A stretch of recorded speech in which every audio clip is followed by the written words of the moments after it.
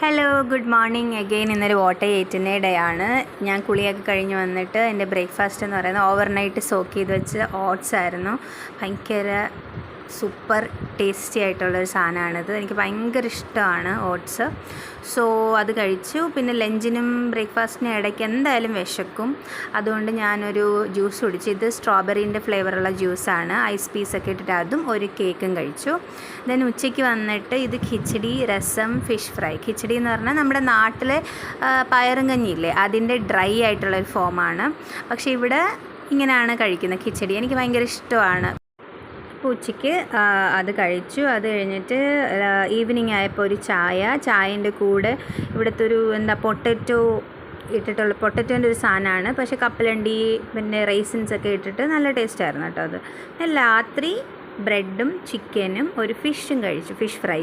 അപ്പോൾ ഇന്നത്തേക്ക് ഇത്രയേ ഉള്ളൂ. Thank you.